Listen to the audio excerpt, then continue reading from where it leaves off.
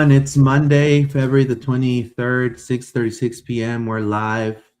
About 20 people joining right now. Thank you so much for your support. This is Loud and Proud Orlando. My name is Luis Carlos Pineda, and I'll be your host today. I'm here with David as well as John Rollins. We have a massive amount of news right now coming through. And the biggest one of them all, and the first topic that we're going to be discussing is the Athletic, Paul Tenorio / Tom Bogerbaum, Orlando City, in heavy talks with Antoine Griezmann from Atletico Madrid, to join Orlando City. We'll discuss all of that, the implications. How's it going to look like? Is Papi going to be keen? Is he going to bench him? No, we don't know yet. We'll discuss all of that and more. As well, we'll discuss the doom and gloom. Game 1 review. Loss 2-1 against the New Red Bulls. We'll also be discussing the 2026 new game day experience. How did that new section go and all that good stuff. I want to give kudos to the ILF for the massive tifo of Claus, as well as the Ruckus. As always, definitely the atmosphere was super electric. The result probably wasn't what everybody was expecting or everybody wanted. I mean, some of us were expecting that, I'm sure. But, you know, there are positives and there's a lot of negatives, but also there's a lot of positives too. So we'll dive into all of that and more. For starters, I'm here with John and David. John, how are you, my friend? Good to see you again. And how about those news about Griezmann joining Orlando City? This is huge news, man. I mean, we'll get into it in a second, but I think something's going on here with Ricardo leaking information to like Tom Boga on a Monday afternoon. This is like a trend. It's like every Monday we're about to go live, and there's some like either during the pod or before the pod, and we drop some massive news. So you know it's working out for our schedule. So we're glad you guys could be here, and perfectly timed to get in and talk about this Frenchman that might be coming to Orlando City. David, how are you, my friend? And what do you think about, you know, for starters, you know, the news of Antoine Griezmann kind of dancing at Orlando City's tunes? Yeah, doing well, guys. Good to see you both on this Monday. Good to see all of our regulars here on the show as well. Really lively crowd going on. You know, a little down after Saturday, of course, because not the result we wanted and all that kind of stuff. And like a lot of people, I've been racking my brain all weekend trying to figure out what's the best solution going forward? How much can we really take from one game and all that kind of stuff? And then while I'm doing my pondering, you know, Tom Bogert and Paul Tenorio and see, you know, Merlot and all these other people come crashing in telling us that all this stuff is going on with Griezmann. So just a really crazy, you know, Monday with everything going on, but really excited to get into it. I want to give a quick shout out, if I can, Luis, to my buddies over on the subreddit, to Justin, he goes by J-Bone on there, and then to Johnny, who goes by Red Star. Both of them have been really awesome today and handling that news and putting some stuff together. So I really appreciate the both of them and helping me hold it down and all that kind of stuff. And then Mike from Orlando's Lions Den, shout out to him as well for us geeking out a little bit on the news as well as it broke. So really exciting feelings coming from the fan base so far. This is Tuvi Yanis. Hey guys, the game was super rough. Also saw a lot of good come out of it with some of our new players. Did you see Orlando City UK tweeted the number 7 jersey theory? Yeah, he's Yeah, so Mike had that too. There was they had mentioned that briefly before the game that Thiago had switched numbers, because if you look at the press release, so both Mike and Taylor had that pretty dead to rights. So shout out to them for noticing that for sure. Well, Taylor does the whole jersey thing. No, I know, but it really came out at the same time. So I want to shout out both of them for catching that, because it kind of changed last minute. And some people at the game were saying to me, hey, I thought Thiago was 7. And I was like, so did I. And it kind of caught everybody off guard. So it says, it's always good to see you in good health coming off the back end with a loss. At home always stings. But what a class act from Max, Taffy, and Thiago, and an improved Angulo. There you go. Thank you, basically, Keep. Crépeau was a beast. I feel bad that the defense let him down. Not sure how Oscar saw Iago training sessions and thought he was ready. Well, I mean, for the accolades he achieved, You could definitely make the assumption he was ready to start. But again, it tells you the MLS has grown. So good for the MLS, you know? Griezmann, oh my God, vamos Orlando. Good evening, guys. Can't wait to hear your takes on the game. I was so mad about this Orlando performance. I saw the news about Griezmann. This will be an interesting episode for multiple reasons as Big Time Gamer. Thank you guys for your support. Yeah, for starters, I do want to say it's I think it's great for everybody that was saying that this team doesn't invest jack shit on absolutely nothing. They can go, and I only have 2 words for you, and it's suck it.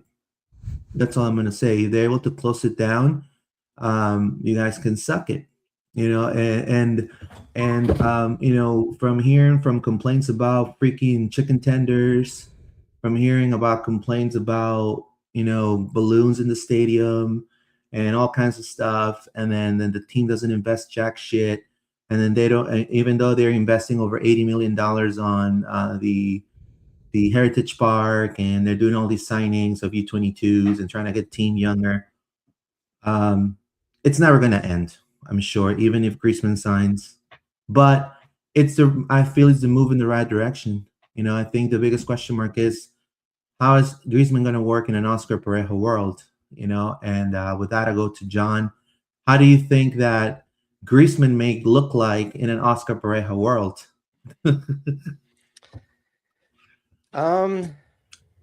I think you have 2 options. I think you either put him in the left wing position or you put him in the number 9 position. He definitely can play both. He has played both throughout his career. He's kind of an Oscar number 9 in the sense that he's like in that Ramiro Enrique kind of mold where he's just like very intelligent striker and will make good runs off the ball. So I think you could play him as a number 9, and maybe he's the DP9 that we've been missing. Maybe that's what Ricardo is thinking, but you could play him anywhere across the back line. I mean, 100%. the obvious slot is left wing, but we have a lot of left wing competition. And I think just the way that he reads the game, he could be a really effective number 9 in Major League Soccer. I don't know. Maybe we're going to change up the formation. I mean, he's very versatile. Like, really, you could play him anywhere. But I just think because we have Martin Ojeda, who's really a natural 10. You have Marco Pasalic, natural on the right wing. If you're bringing this guy in, it's either for the left wing or for the striker, in my opinion. But we've been missing more than where he plays. I think what's important is up until now, like this, like the ceiling for Orlando City has been only so much, right? And then you look at some of these other teams around the league. You look at your, you know, LAFCs who brought in Son. You look at Vancouver who brought in Mueller, right? This is the kind of signing that we've been screaming out for. And on that list, always for me, like top of that list almost, was Antoine Griezmann. I was like, well, he's the kind of guy I'd love to get in. And now here we are actually talking about potentially getting in Antoine Griezmann because he ticks all those boxes, right? It's not just about his skill. It's about his professionalism. It's about the fact that he's still very, very good at his age. So I think that he would be a guy that would, I don't have any doubts about being a success in Major League Soccer. And that's really what we want from this main DP, is a guy that we know is a guaranteed sure thing, who's going to elevate our game and be that missing leader and piece that we haven't had since like Nani has gone. Now, Griezmann definitely is going to, you know, put the brand of Orlando City out there 100%, kind of like what Donnie did and Kaká did as well when Orlando first came at the helm into the MLS. Now, for you, David, how impactful is this signing, and could be this signing? And I wanted to ask you in regards to him adapting, you know, with the current roster we currently have. Mm-hmm. I kind of feel that this is if this gets through the line, mm-hmm. This could be a signing that you could build a team around. A player like Griezmann. I don't know. What are your thoughts on that? Sure. Yeah. So I think to go off a little bit of what John was talking about in terms of how he fits, I think what you could see more often if Oscar Pareja wants to stay in his traditional 4-2-3-1 is you could see Griezmann sort of start at the 9, and I put that in quotes because I could see him and Ojeda just kind of playing off of each other. Like sometimes one will go forward, the other one will stay a little bit back, and then vice versa. So they'll really just both kind of feel the space around them. We know Ojeda likes to naturally drift sort of left, so he's going to want to occupy that space. But it'll be interesting to see kind of how they play off each other. The other thing that we saw kind of work this weekend that might also work formationally is we did see Orlando City shift into a 4-4-2, or at sometimes what looked like a 4-2-2-2. And so you might be able to potentially get both really the two of them, of course, but then potentially another striker next to Griezmann as well, who's not going to occupy the same space if you want to go more attacking, because it definitely looked like this team was more on the front foot when they played a 4-2-2-2, but we'll talk about that a little bit later. I don't want to get too deep into that.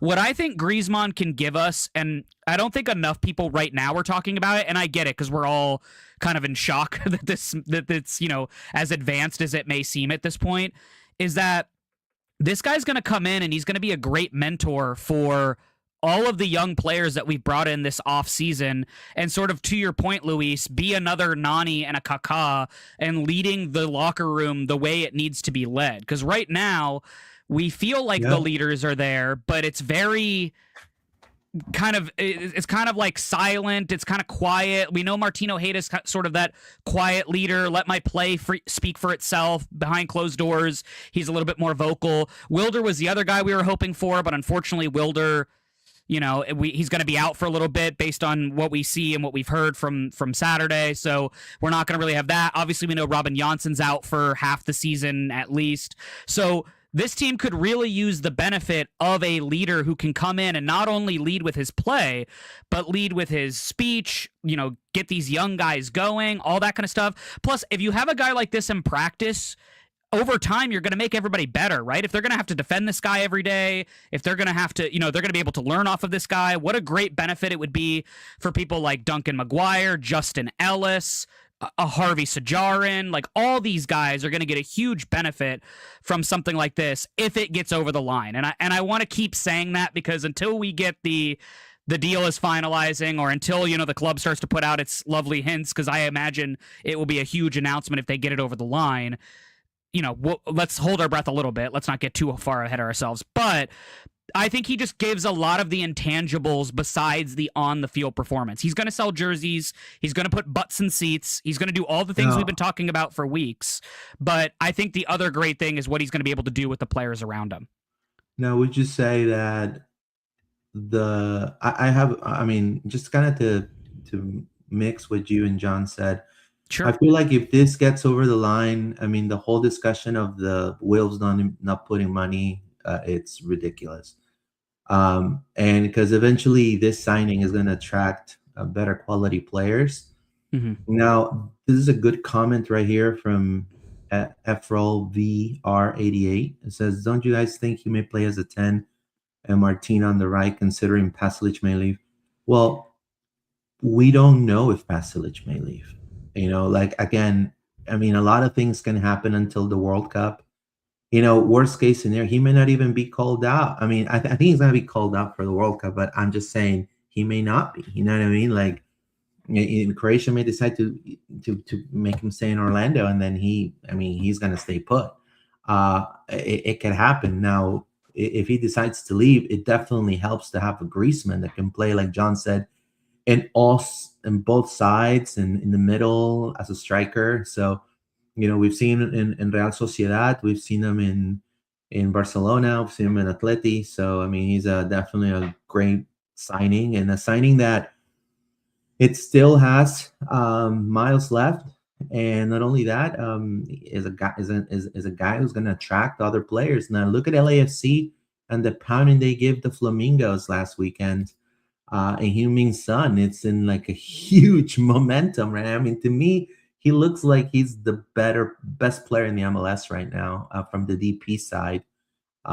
So huge. So, I mean, there's a huge French community. I've heard from some sources that French community, it's kind of already trying to reach out, you know, the people from the French community in Orlando. So, it says here, Stream Jesus, hold your horses, guys. Orlando de Janeiro, says here. I mean, I think Stream Jesus wants Neymar, you know.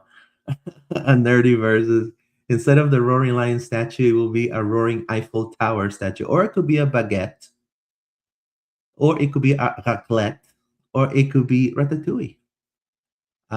If this signing occurs, I think Thiago and Griezmann, with the backup of Ojeda, it's a lethal trio up top high.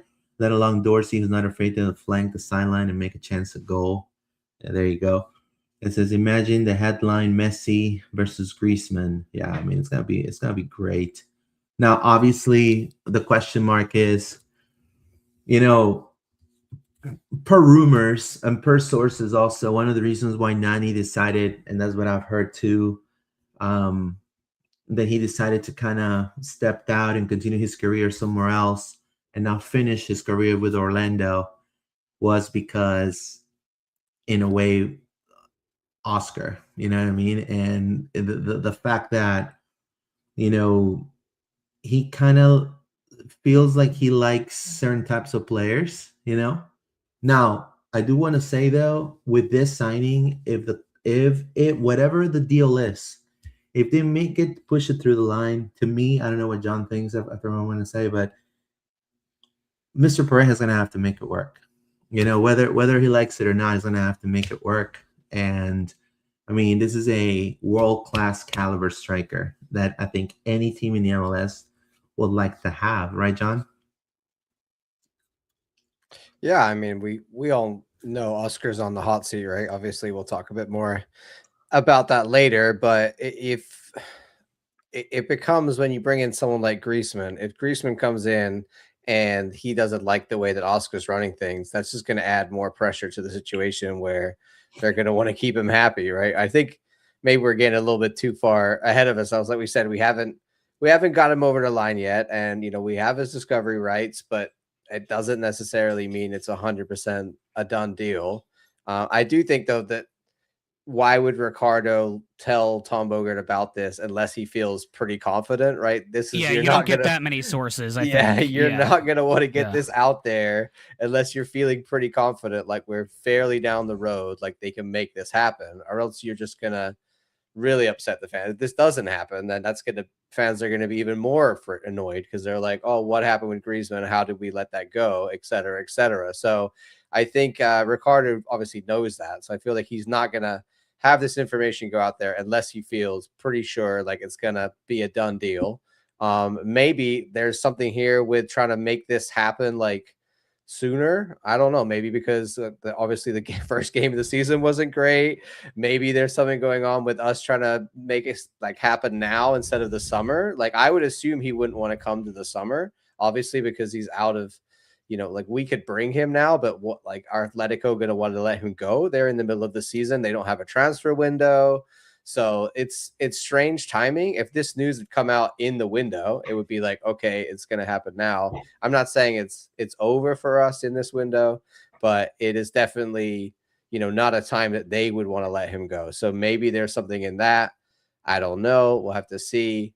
But it's exciting stuff, man. I mean, he's one that everybody will turn ahead and say, well, what? Orlando signed Antoine Griezmann. What? Like, and that's what we've been missing. As much as I love all of the youth players and I like that and I want to be built around that, we got to also have a little bit of star power, a little bit of somebody to put butts in seats, right? We can't have no names that anybody knows. Like it's kind of true. Like, and we had Luis Muriel, who, even though he wasn't good, he was a name, like not as no way near as a name as Griezmann.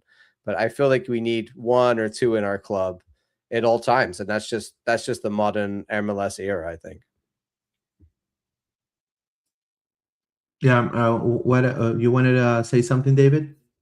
Yeah, to really just hit, I think John exactly got it. I think this sort of like, sort of scheduled or thoughtful leak to, because we know there's some kind of connection between Tom and the front office for Orlando City, because things tend to get over the line pretty quickly after Tom, puts something out. I think this is a deliberate play to try to force Atleti's hand to say, we really want to get this guy now if we can get him now. I think the sell to the player is, You come over to the States, you get used to the States a little bit early ahead of the World Cup. You don't have to get up to speed with how the United States works because you'll already be here. Put in as much time as you can before the World Cup comes around. And then, of course, they'll release him for the World Cup. He'll do his thing, and then he'll come back. To the club, to Atleti, it might be a harder sell. But if you look at like his latest games that he's played in, he just started this past weekend.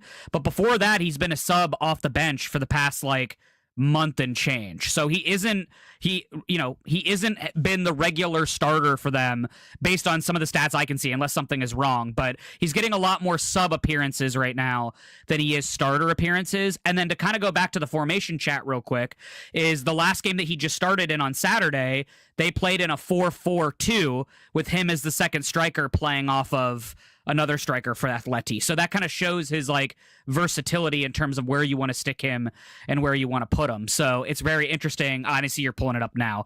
There's just they have more of a, that's interesting. More of a interesting. Okay. Anyway, I wouldn't trust FootMob's lineups. Yeah. Like their lineups are often like the formation. I mean, can we get Lookman as well? Yeah.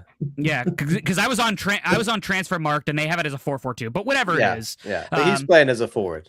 Yeah, so I think it's a great deal of business for Ricardo. Now, let me say this: fans shouldn't be upset if he doesn't come till the summer, though, because I mean, if you just got to get the deal done now and then he comes in the summer, and then this team will have to navigate the first part of the season and figure it out. But we assumed they were going to have to navigate the first part of the season and figure it out anyway.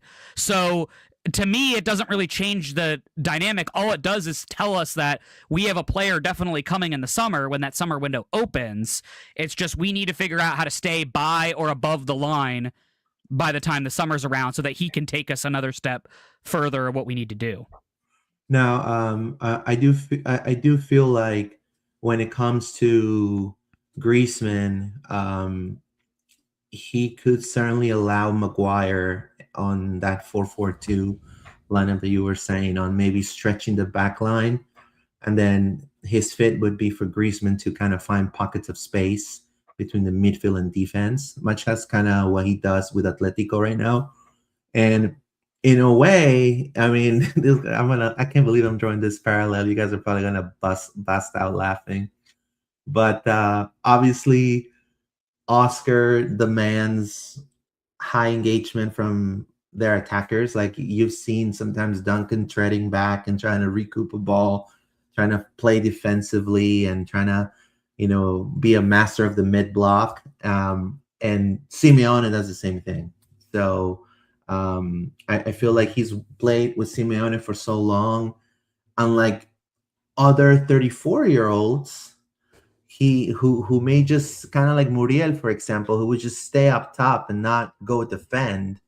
He would actually go and track back and be that, that. Well, Luis, you want to know a good comp that we just saw this weekend? Forsberg. He was all over the field 100% this past weekend. And so if Griezmann wants to be that guy and be all over the field, he certainly can. And I'm sure Oscar would welcome that with open arms, right? Because that was also the big argument that people had, is he going to track back? Is he going to play the Poppy system? So yeah. Also, he has obviously a high level soccer IQ. I mean, no wonder he's playing in one of the top teams in the world, right? So certainly he's going to be like John was saying and you were saying, David, a really good presence in the locker room. But also he's a set piece specialist. I mean, I've seen him score goals in set pieces all the time, and we don't have that. We haven't had that since Nani. So, I mean, Luis, can I comment one more thing about the coaching thing, which I think is important, because I know a lot of people are saying, is he a fit for Oscar, right? Uh-huh. If he's not, let's say Oscar can't figure it out, which I don't want to throw him down the river. I hope he can. But like, there's a French coach out there right now that knows MLS really well, 100%. Who would find ways to play him. That's all I'm going to say. I'm just going to put it out there. Yeah, I mean, look, when you bring a high caliber, high IQ, soccer IQ level player like Griezmann, or like Human Son, I mean, if you don't make it work, like you just have to step out. I mean, it's just bottom line. I mean, the club is making a huge investment to get him. They're gonna build around this player. You know what I mean? It's already coming into a market that for some people may not be attractive, but for him, probably it kind of matches what he likes. Maybe he's a Magic fan, and maybe maybe he likes Disney. You know what I mean? He wants to go around the world in Epcot. You know what I mean? Maybe he likes that kind of stuff, and we don't know, and that attracts them. So it just makes sense if he has to make it work. Like there's no like, oh, I'm gonna try. No. I think this is a player that the club is going to make a huge investment on, and I think it's going to be the face of the franchise, and I think he's going to have to make it work. Let's read some comments real quick. And Donnie Moore, what a Monday night. We could have possibly be acquiring the second best player in club history resume wise. Let's fucking go, says Donnie Moore. Yeah, I think after Kaká, I mean, he scored 200 goals for Atletico Madrid. Yeah, he's a legend. That's man. crazy. I mean, that is insane. He's a fucking legend, bro. That is he is a literal legend. I mean, yeah. I mean, that stat alone just put and he's gonna come and play with Mickey Mouse, baby. Yeah, we love it. He also, I did not know this, but he apparently is a big NFL fan, and he has a podcast called the Grizzly Hustle. Hell yeah. Grizzly Huddle. Did not know that. That's interesting. Okay. That is awesome. I know he's like big basketball. Luis, like he's big into American culture. Luis, So he can watch the Jags when they come to Orlando next he season. can go watch the Jags. There we go, like legit, he'll be at Magic games. If he comes, he will go to Magic games. Yeah, I know he likes basketball. I've heard that. Into American culture. I think LAFC would be my concern. Do they turn his head? That's like, I don't want to put it out there. Knock on wood, it's not the case. Yeah. But that's where I saw him going. But John, to your point, this is where ownership and Ricardo have to put up. Right. Exactly. They've got to figure out a way to close it. And I don't think Ricardo would leak this if he thought LAFC would get him. Yeah, well, and the Wilfs, and more so, like to Luis's point about spending money, the Wilfs have got to put up or shut up, right? I mean, this is a perfect opportunity to show the fan base, hey, we're putting 80 million plus into Heritage. We bought all these youth players for $10+ million. Then we're going to spend another whatever it's going to be for Griezmann to get him out early, and pay his contract for the next. The rumor is 3 years for the next 3 years. That's how you prove to people that you're taking this seriously, and that right there is going to shut up a lot of people all at once for sure. And again, bold moves. I think the time of waiting for this team to be fantastic. I think a lot of fans, for what I got on the first game, they expect for this team to take off. And they deserve it, because I mean, seeing the whole stadium sold out on the weekend and them not be able to unfortunately deliver a result for them, it was utterly frustrating, not to say the least. And so, hell yeah, bring somebody like Griezmann and, make it work and build around, maybe, like I said, go for the Open Cup, and again, we're going to dive in right now into talking about. Well, as a closing thought, Luis, if Pasalic goes in the summer, like some of us think he might, depending on how he does and if he goes with the World Cup, the front office doesn't need to stop. If you get Griezmann in, go and get somebody else who's going to upgrade on Pasalic even, right? Because now that you've got Griezmann, you can get the pull. Like you can go you kind of hinted at. Counter that, I think Pasalic won't want to leave if he knows Griezmann. That would be great. And if it convinces Pasalic to stay, then even better, right? Like that's a win right there to be like, hey, let's go do it. But if he wants to go, I don't want to lose Marco. I would love our DP trio to be Ojeda, Pasalic, and Griezmann. That's a sick DP trio. So I don't want to lose him. But yeah, if Marco goes, then you got it right. This only works if we have bring in more Frenchmen, the other two DPs. If we lose Marco, you got to replace that too. Bring all the Frenchmen is all I'm gonna say. Maybe you can bring a Belgian striker. You know what I mean? Here we go. Back on the Luke. Let's get to the game before we get too excited. There you go. Let's read some comments and then we'll go into the game.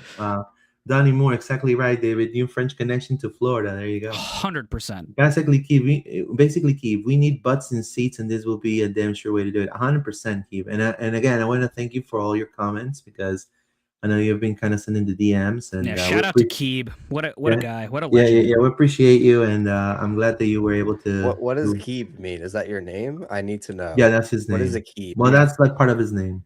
Yeah. Okay. All right, Keith. What's up, bro? 85 overall. Joining the teams is done. He's already thinking about In the FIFA. Let's FIFA, go. Man, is that our first 85 ranked player? I think it is. Could be. Ever. Nani was ranked pretty high. Kaká was close to that when he Yeah, came. I He think must have Nani been got up to low 81. 80s.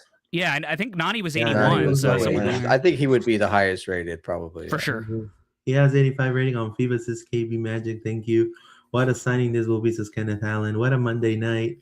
Miss Adriana Camerini says, is Neymar completely out of the picture now, or it hasn't been in the picture at all? Well, again, you bring in someone like Griezmann, it's easier to say, hey, you want to play with Neymar? And Neymar will be like, hey, what, Griezmann is in your team?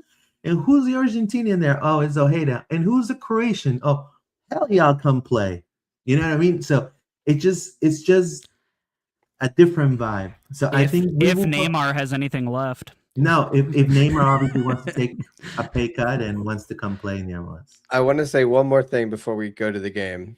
It also said in this article that Tom put out that if we are also looking at other targets. So if this doesn't work out, there are other options. You have to let Ricardo cook. We've been saying it all off season. Like this, like Griezmann, you know, this is better than Richarlison, but we're in the same conversation, and that's what we're looking for. So maybe Jack Grealish, man. Maybe. There you go. So we're gonna now go into, guys, doom and gloom. I'm about to take my violin right now. And either way, it was a tough game. We knew Red Bulls were gonna be tough. They've always been. But that first half, guys, was just a nightmare. It was really, I feel really bad for the fandom that went there and supported. It was an amazing atmosphere. There were a lot of people from New York Red Bulls, and actually there were a lot of people in the press box. It was packed, and I'm wondering, and I'm sitting here, well, why? Because it's the Red Bulls. Well, everybody wants to be for that Inter game, so they gotta show that they can make the games, so they can make it to the Miami game. See what I mean? So otherwise, it won't be accredited. And so there was so many people we'll never see throughout the year, and they were there happily. But the atmosphere was just electric. The tifo was amazing, and unfortunately, the team couldn't deliver a W for everybody. It was a loss, 2-1. And yeah, I mean, all I can say is our backline is a little green. I think the subs came in clutch and changed the pace of the game. And what happened to Wilder is unfortunate, but I have what I've been told, and just to kind of tell everybody, it's a pulled ham. I think it's a pulled hammy from the back. They are not disclosing any medical stuff. He's questionable for the Inter game, but we'll see. They're going to be practicing, I believe, today and tomorrow, I believe. And so if he's not on the training footage, then more than likely he's not going to be part of the Inter game. Can I add a piece or two to that? Because I have heard some things as well. Sure. Most likely he's out for Inter, from what I understand. From some people that I talked to, it could be a couple weeks for him to get back into the best form. But just heartbreaking to see Wilder go down, not only that early, but also in the way that he did. He's been fighting so hard in preseason to come back. I was told he cried not so much of the injury or the knock. He was crying more of the frustration on not being able to help his team. And that came from club sources, I do want to say. And so when you see him crying, he wasn't crying because he's super hurt. He's crying because he's just frustrated that he has to leave. You have to understand, when you have all preseason coming back to go down in the first 10 minutes, that's mentally It's destroy you. Yeah. it's flashbacks of his family passing him freaking a cup of water. Like it's really messed up in your mind mentally. Like if you're an athlete. So he went through the whole process. The club helped him, and that's why he's been trying to be the best version of himself. And to have that happen, he got really scared, and it was more of like he was super scared of the people and failing you guys and failing his teammates. But talking to club sources, they're gonna more than likely, like David was saying, he probably won't be part of the Inter game, but it's not something that's gonna sideline him like Jensen, for example. You know what I mean? It's not. Hey, Luis, do we know? Was it on the same leg that he had his Achilles injury on? I believe so.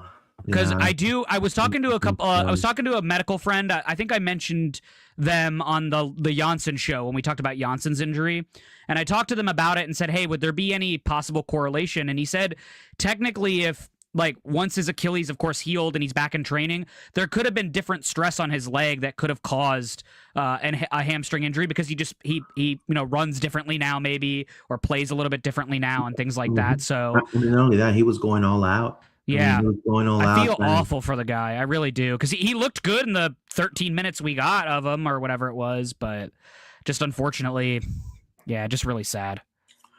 So it was a first half that it should have, I think, one of the worst first halves I've ever seen of the team playing in a long time. I think since maybe 2017. Thoughts, John, for starters, on the horrendous first half? I mean, what are your takes on pros and cons on this half for Orlando City? Oh, I don't have any pros from the first half. Honestly, it's all cons. In fact, I'll show you right here. Look at the momentum on FootMob. I mean, look at that. Like this second half is what you usually see in most games. Like there might be periods up and down. That first half, like we didn't even look like an MLS team. Like it looked like we never played soccer before. It was horrific. I mean, they just opened us up in so many ways. Like, and there's a bunch of kids out there. Like, fair play to Michael Bradley for trusting his kids that he won MLS with. And, Bob was out here telling us that they're going to be good from day one. But you just don't know, right? And they came out with confidence. They came out aggressive. And we just did a lot of the things that we saw in the Colorado game. It was really a continuation of that. Just disruption in the back line. I think, Brecalo, Iago, their relationship was all over the place. Iago obviously just did not look comfortable at all. You've got Maxime Crépeau coming off his line, I think, in that first goal that maybe he should have just stayed put. And that's something I've seen several times in preseason. So I didn't like that. There was just a lot of bad, right? I mean, they should have scored 5 or 6 goals, Red Bulls. Like there was some good saves in there from Maxime. There was a few last minute blocks, but Red Bulls should have scored more. Really, they should have got most 3 or 4 goals in that first game, that first half, put the game away, and then we would have had no chance at coming back into it. So from the first half, I'm struggling to think of only really Crépeau, and that's because he was getting peppered, that he had some good moments, but there were some bad ones because he also conceded 2 goals. So second half, we'll talk about in a minute, very different story, but first half, I got nothing positive. David, first half thoughts? I never want to think about that first half ever again. I think Oscar Pareja, I think, nailed it in his press conference when he said is the worst half Orlando City's ever played. And I'm sorry, but I'm going to call Oscar out on this a little bit. You set the team up for the first half. It's on you to put the right bodies and the right people in the right position. And to me, that wasn't done, right? It just wasn't. I just don't. And we saw that in the second half, and we'll talk about the second half a little bit later. I don't want to dog on Dorsey too much. I saw a lot of people dogging on Dorsey. The guy had 2 training sessions with us. Yeah, man. You can't sit here and dog on the guy. He had 2 training sessions. 100%. And when he got forward, he looked good when he got forward. Problem is, he had no defense, and then he got cooked so many times by Rubalcava. It was insane. I don't know what that was all about, but fine. I'm not going to dog on the guy too much. Marin had moments, but then he slipped back into his, like, I don't know what I'm doing half the time. And Cade Cowell started bodying him and cooking him as well, and all that kind of stuff. It's kind of what John said. These young kids wanted it more than we wanted it. 100%. They came out with fire, and they were like, we don't care that we're young. We don't care that we're starting whatever, 2 17-year-olds and an 18-year-old or whatever it was. They didn't care about any of that. They're like, we're going to come out here. We're going to fight. It was like Forsberg surrounded by the fountain of youth is what it felt like. It's like Forsberg was the old man, and everybody else is just running around him and assisting him, and they all just flowed so easily together and understood the assignment and knew where they needed to be.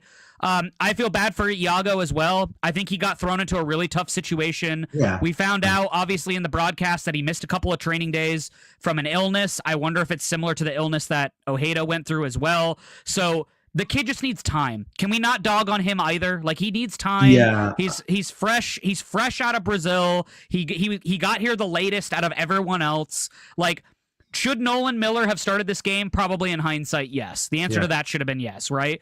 But Oscar was going out, and sort of Luis's point earlier, he was going off of Iago's pedigree and hoping that his pedigree was going to speak more for itself, and it just didn't. He needs more time to understand MLS. He needs to understand that he needs to be more physical, because this ref let both teams kind of get away with a lot of BS as far as I'm concerned.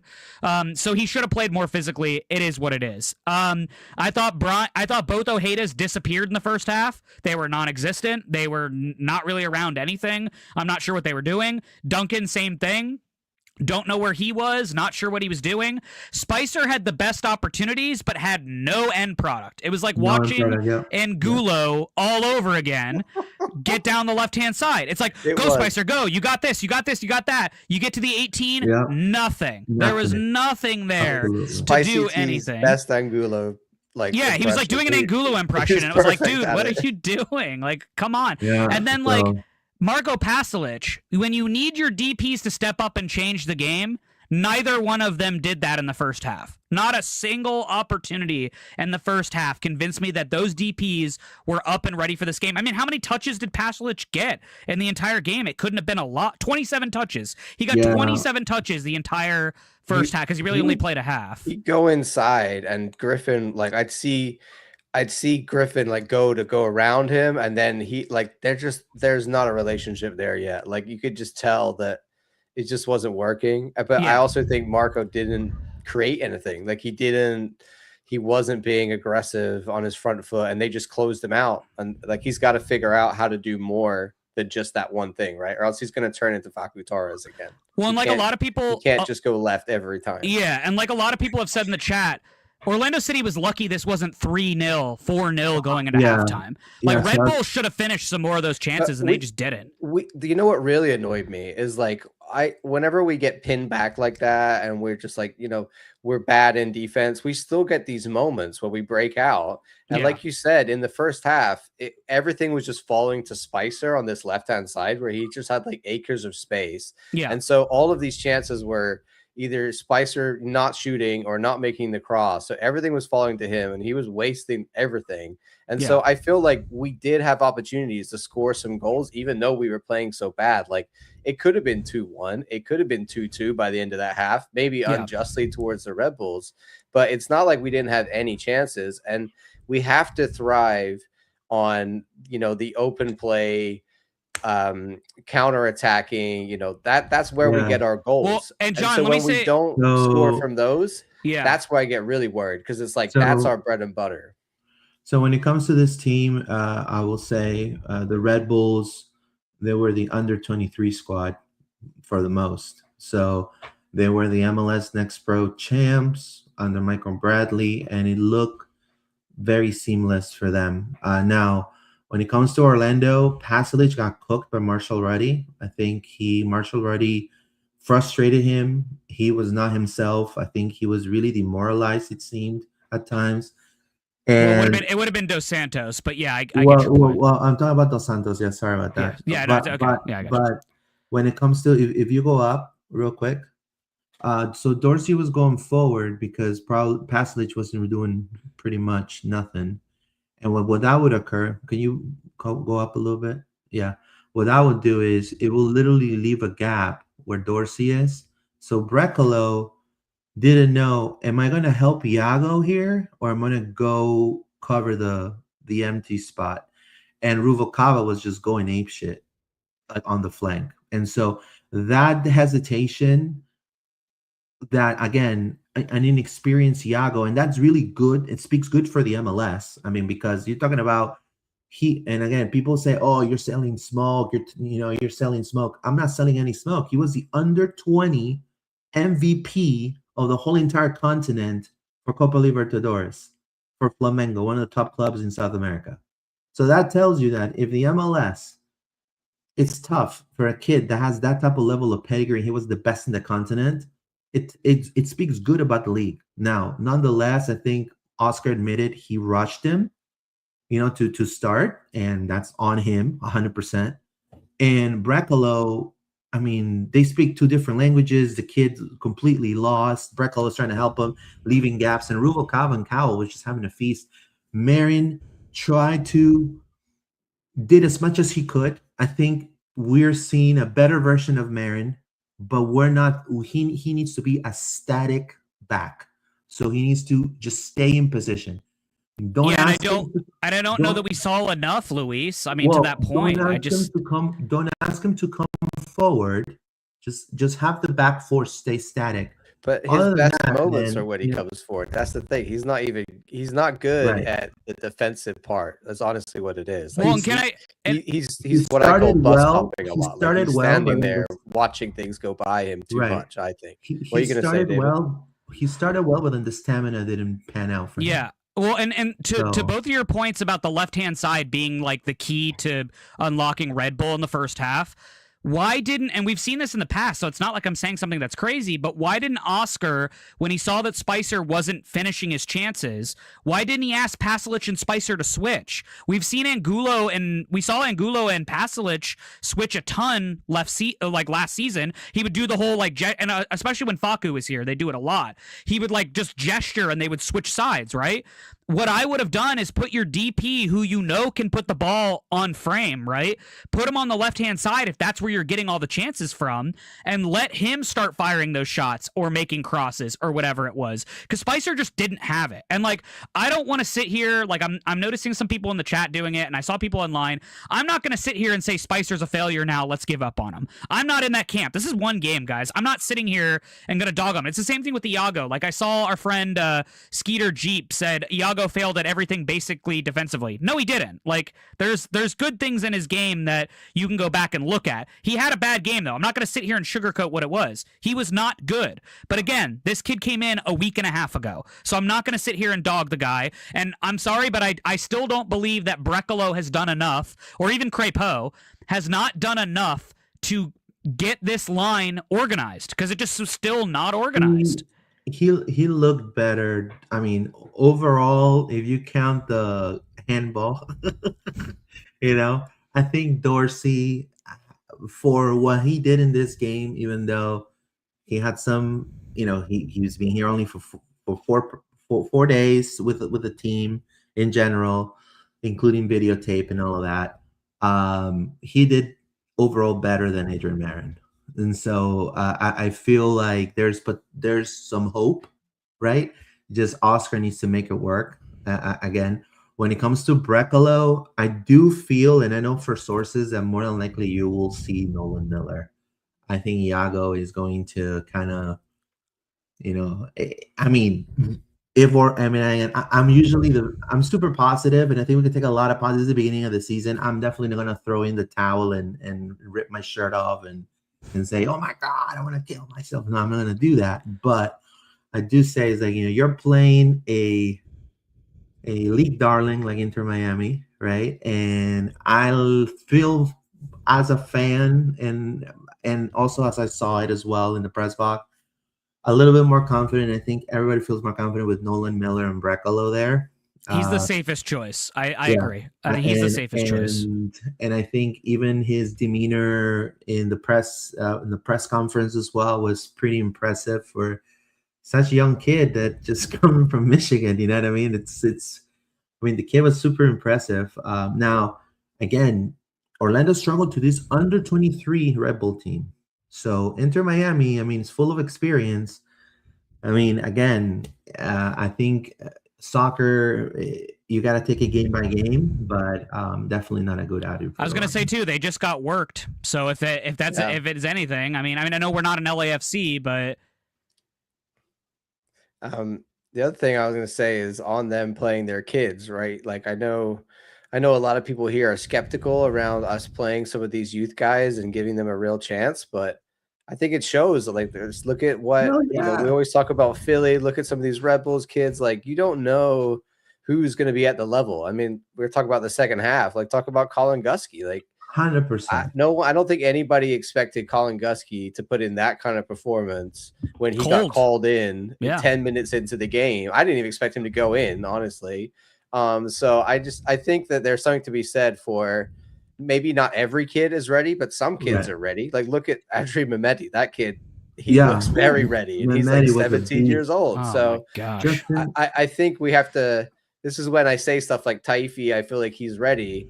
It's not just because I want to play the kids. It's because I feel like they could actually contribute something. So, you know, maybe we should look at this, what the Red Bulls are doing, and be like, oh, maybe, you know, maybe the kids can be good.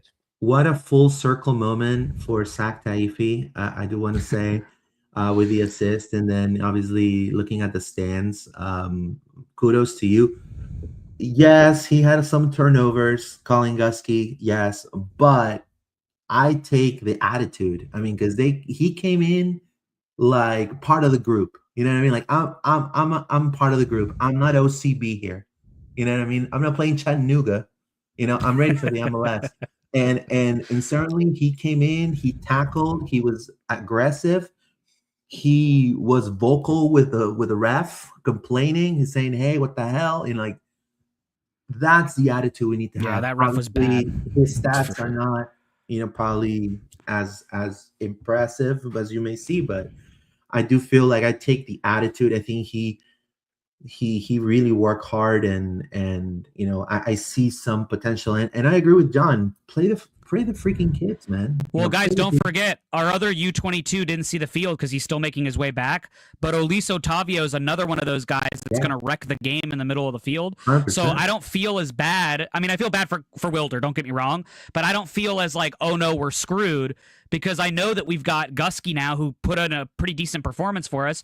But Luis Otavio's here as well. And yeah, he's 18 years old. But like, the kid played the most professional minutes in Brazil last year out of all three of the U22s when he played with Internacional. So if he's healthy and he's ready to go, and him and Gusky are duking it out all week for that defensive midfielder spot, great. Iron sharpens iron, guys, and we've got to play the young kids. Basically, Keith put a really great comment here. The difference is these kids have a hunger for minutes, and they want to show up and show out. The difference is these kids think they're actually going to get minutes. I think that is like a mentality thing, because they think their coach will give them minutes, right? Like, I think that's my issue with Oscar, is just don't be so, you know, he's supposed to be an academy guy. Why is it so hard for you to give more chances to like guys like Taifi, right? Guys like Colin Gusky, guys like Caraballo. We're seeing it, and when we do see these guys, often they can contribute. So I get frustrated by the fact that we just, like, why do we have to beg Oscar to give some kids a chance? To add to it, he used his academy all the time. Like, the guy was known for using his academy. So I don't know why there's like such a big hesitation now to go out and use your academy when Orlando City's been building a strong academy over the last like couple of years. I just don't get it. And these are kids. I mean, it's just always the way you like. And I heard this from a lot of fans that I talked to after the game, walking to the parking lot. She said, "Louis, sometimes it's not the loss; it's how you lost." You know what I mean? If we are okay. Some fans, long fans, or old fans since day one, we could lose, but if we see that these kids bled out purple on the field, we're gonna recognize that. You know what I mean? But if we see that they're just like not being physical, not giving an F, right? Not giving an F, then we're gonna have a problem with that. And I think what we saw was these kids really feeling the love for the badge, for the love for the club that's given them an opportunity to be pros. You know what I mean? And I think the coach and the club needs to recognize that. And I think now, after Sak Taif in that beautiful assist, after that Angulo run, I think now Oscar's going to have to put the kids, because we need depth, and we need to put our eggs in Tyree Brown, into even Harvey, and all those young kids that are now part of the Orlando City first team. So, yeah, Thiago had an immediate impact too. So he came in and changed the game 100%. Devin Harvey says, agree with Warm. There you go. Who's Kenneth Warm? Allen. Crépeau tied the club record with 11 saves for that game. Yeah, talk about Crépeau. Awards. Got you. Maxime. Yeah, listen, he shocked me. When we saw him against Colorado, I was like, I don't know. And then we saw some stuff. We saw some other stuff in preseason and stuff, and I was like, I don't know if he's up to the task. I don't know if he's up for it. But like that stat right there, goals prevented, 3.63. That's one of the biggest goals prevented numbers I've ever seen. And I'm a stats nerd, and I looked at that and was like, what? There ain't no way. But yeah, this guy was standing on his head, especially in the second half. He came out of that tunnel and was like, I can't let another goal in for us to have a chance in this game. And that's exactly what he did. I mean, he did exactly that and then some. And like, honestly, his performance in the second half was flashes of like peak Galese. I'm not going to let this in. I'm going to knock it out. I'm going to use the post. I'm going to use the crossbar. I'm going to do all these things to make sure it's not going to go in. And I just really awesome performance from the Canadian, to really like figure it out in the second half. I know he's probably kicking himself at least on one of those or two of those, but like, I mean, he came out and played and then some in the second half, and he deserves all the plaudits for that. If he keeps playing this way and is consistent, I can tell you he's going to be the number one for Canada. Don't you think, John? I mean, look, the XG GOT fade 5.63. Like he was getting peppered. Like our defense, like I said, we should have conceded 6. Like 100%. And I'm a little critical of him, because I think in that first goal, like I said, he came off his line, and this is something I've seen him do, and I don't like. I want him to stand where he is and have faith that we're going to pick up the guys. So that's my only criticism in this game. Everything else, like he was everywhere, diving, making great saves, holding balls. And I think in the second half, he showed like, hey, this is why they picked me up, right? And I think all of us had a little bit of doubt about Maxime Crépeau. And I didn't expect after one game to be like, oh, okay, I feel really comfortable with Maxime Crépeau, but we should do. John, it must be one game. It must be a Canadian thing. It must be a Canadian thing, because I saw Dane St. Clair had a really weird, came out too far and got beat by LAFC as well. So these Canadian keepers maybe must it's have the this. Canadian national team go coach. He's teaching them all to come off their line too early. Yeah, I don't know.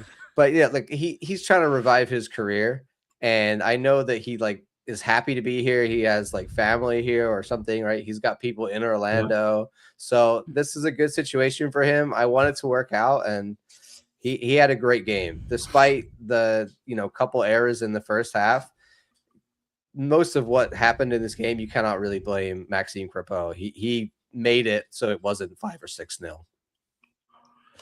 To be honest, sometimes it feels like Oscar sticks with what looks best on paper instead of trusting the hungry young players we need to push through tough stretches of the season. I completely agree with you on that. Josh Dahl, Maxime played great. Yeah, he did. The Skeeter Jeep, 145. I was skeptical, but the young ones actually matched the right back energy and made a difference. Thank you, sir. Just recall the applause when our younger players got subbed in. The fans know they have the mentality. And I like that. Like I said, Thiago, Taifi, etc., they were class. Look, I remember, and I know I don't want to bring the back in my time, but back in 2016, 17, with all due respect, I know John's there, but that team was not hungry at all whatsoever. It was built to get hunted, not built to hunt, and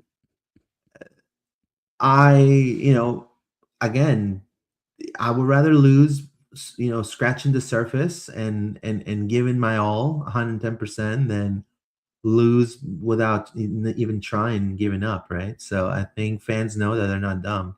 Frankie Cosmos, I would guess it's gotta be a twist time, Brian, starting against Miami. I don't know about that. From what I've heard, it probably won't be because Yeah. Atuesta has hamstring tightness, and they're not sure if he'll be ready to go for Inter. Yeah, so right now we out obviously Jensen, we out Gerbe, right? Wilder, and then most Well, likely Wilder. Atuesta. Yeah, and Atuesta. So But Otavio's in full training this week, so that's a plus. So take that for what it's worth. So we're gonna see Colin Gusky and Brian Ojeda, more than likely. Now Most likely. let's talk about the animal in the room right now.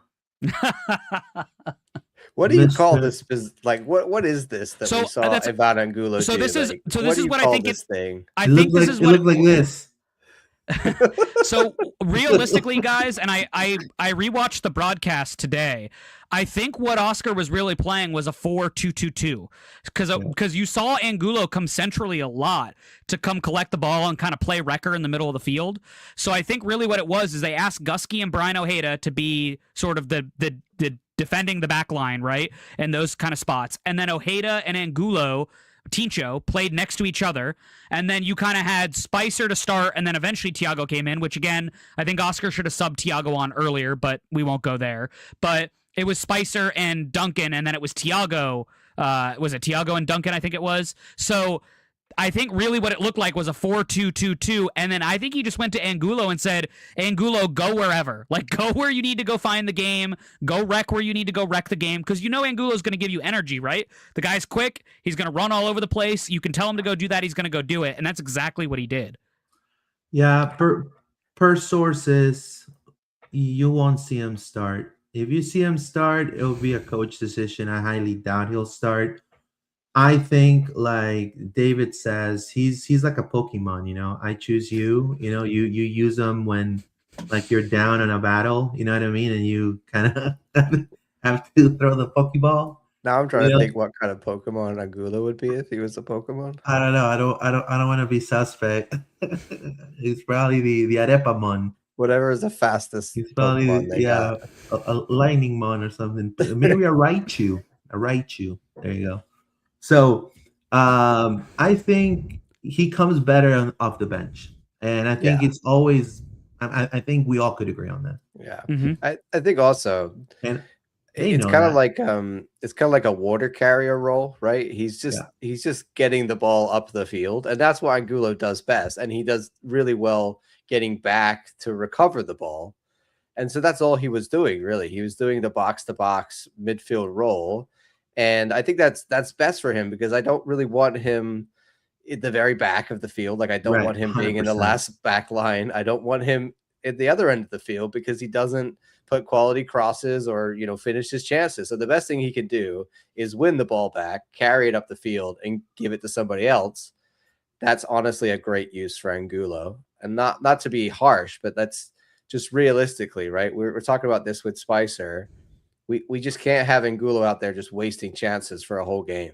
And that's what frustrated me about the first half with Spicer, was he had this opportunity to bury some goals, and we just saw, like we said, his best Angulo impression. So whoever's going to play that left wing, like David said, it should probably be Thiago, right? Thiago should really be starting at that left wing. And then bring Ivan on to play this role off the bench, I think is a great use of his skills, or wherever you want to bring him off the bench, because he is versatile, and his speed against tired legs is way more effective, in my opinion. Now, I know that we're going to be talking about Inter Miami on Thursday, but I do want to tell you guys, these guys are a bunch of prima donnas, man. They're a bunch of, you know, and they're going to cry, bitch, moan. They're going to try to fight for every tackle. If the players are listening and watching, you got to be mentally prepared. Watch a lot of Rambo movies, a lot of Die Hard movies, Expendables. Like, start watching like a lot of, like, you know, GoldenEye, like, you know, start watching a lot of those action films. Literally, because mentally, they're going to try to talk you out of a lot of stuff. Falcone and Suarez and Messi especially, he tried to go and beat up the refs because they didn't call his shit. So like and then you have also. But Luis, MLS said he didn't try to go beat up the refs. So come on. Remember, the Coliseum is just corridors after corridors after corridors, Luis. This is like Mario's castle up in here. You just keep going. You can never get to the refs room. We have a lot of young cats that if they get provoked, they're gonna bite back. You know what I mean? And they know this, and so they know, so they're gonna try a lot of BS. But I mean, nonetheless, let's talk about Nolan Miller, because I mean the kid came and he made an immediate impact defensively. He looks so much better than Iago. Not to take anything away from the Brazilian, but he just looked like, he has played the system, the American system. He's a little bit more adapted to the everyday. He already played in the MLS Next Pro with Columbus, and not with a lot of minutes, but definitely knows kind of like what the drill of what a footballer is in the US. Yao is a newcomer, and you could definitely see that. And I love the work ethic and the attitude. I think he adapted correctly, and I love the fact that he came and thanked everyone. He was very polite. Like, I've never met a most polite player in my whole entire tenure covering the team. So kudos to Nolan Miller.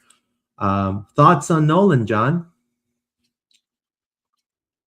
Yeah, man. I mean, look, I believe in Iago, and I want Iago to work out, but there was a reason that I was predicting that Nolan Miller would be starting against the Red Bulls. I just think that it does matter a lot about how quickly you get into the team and how quickly you settled in, et cetera, et cetera. So I really feel like Nolan Miller showed in the preseason why he could be a starter. So I think that Oscar then clearly was like, okay, I know what I've got with him at least, and used him really to patch up the back line, right? So if you're already being brought on to solve a problem, I think that's a great sign.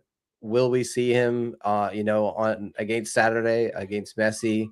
We'll talk more about that on Thursday when we preview the Miami game, but I'm thinking it's probably going to be the case, like you said already, Luis. They're not feeling Iago just yet. Not that I want to give up on him, but it's great that Nolan Miller is ready to go. And I thought his press conference was excellent, although I don't really understand why after a loss we threw in our two newest players to join the team to answer for everything. I don't like that personally. Again, we talked about this before, Luis, right? Yeah, they where was Brecalo? Where was Ojeda? Where was one of the other guys, veterans, to kind of take some ownership? Griffin Dorsey took all the ownership and was like, "This is unacceptable." The season started, and the guy was here for 4 days. Yeah. So that's what I mean but the club seems to do this. I don't know. We've talked about Luis. I don't know if they think we want to hear from the new guys. I do, sure, but I also want to hear from the captain and the heads that have been here, the leaders of the squad, to say, "Hey, I should take some ownership, not just put it on the new dudes." I'm going to rip the Band-Aid. I'm going to say why they do that. I should not say it, but I don't care. They monitor everything online. And they know when the fans put a player above another. So they try to read the crowd. So when you saw Spicer doing the pregame interview, it's not because they give the mic to Spicer and he was available. It's because they know you're not gonna, you know what I mean? You're gonna be like, oh, it's my favorite player, Spicer. Oh, Spicy T, great. It brings a smile to your face to see Spicer, rather than seeing, for example, Ivan Angulo.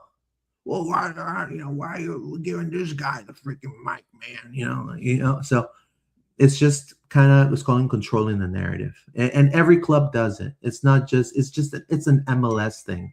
Yeah. I wouldn't really say it's OCSC. It's just how all clubs are, and unfortunately, it's just the way the league is. I think if we will have a better commissioner, I think a lot of things will be much better, but again, it's the same thing with you. I completely agree. I really, honestly, when people say, "Oh, but Lewis, you have to ask, like, you have to like get in their face and shit, man. You know, you gotta ask the tough questions, bro." I was like, "How do you want me? Why do you want me to tell Dorsey, bro? He has 4 days, 4 freaking days. What do you want me to ask Dorsey? There's really nothing to ask freaking Dorsey, you know." And then Nolan Miller, what are you gonna tell Nolan? Hey Nolan, how was it? You know, how was it playing for an MLS team? Like, there's really no, you know what I mean? I agree with you. I think we should have heard from, for example, Martin Ojeda. We should have heard from hopefully Wilder if he wasn't as injured to give an update how he feels. But they could do it in Spanish. Like, I don't have an issue with that at all if they don't feel comfortable. Yeah, I'll translate for free. And like, I was gonna say half the reporters in the room speak Spanish. Exactly, it's set up for that, so that's not an excuse. Well, can I say this to go to Luis's point? Because I understand where Luis and the club's coming from, like Luis explaining it, and of course the club doing what they're doing. But like, it's kind of insulting to the diehard fan, no? Because like, we know who the team revolves around, right? We're not so like obtuse that we don't understand that like the captain is Ojeda and like things should go through the captain, and that's how big teams go through their stuff. And like, for example, like I get what your point of like, yeah, you probably don't want to put Angulo out there unless he scores a brace, right? Because then fans will crucify him and whatever, right? But like in that moment, because Oscar of course starts his press conference in what I thought was kind of a weird way by being like, yeah, it's on me, we screwed up the first half. And it's like, yeah, no crap, dude. We just watched it. Like, I appreciate you owning it, but like, you still didn't set these guys up for success. And the club knows, right, that fans have been crucifying him all off season. So he's gonna talk. He should talk. He should get the most FaceTime, whatever. But to John's point, give me Martin Ojeda and say, hey, Martin, what happened? Like, what was going on there? If you still want to put one of Dorsey out there or one of Nolan Miller as the second guy, I'm okay with that. But to me, the captain should always be ready and available to answer questions from the press. Or like Maxime Crépeau. Like, why exactly. He would have been great. Yeah, he would have been great. Exactly. I would have asked, for example, hey, Martin, what happened in the first half? You know, how was it feeling Mehmeti, Dunker, and Forsberg?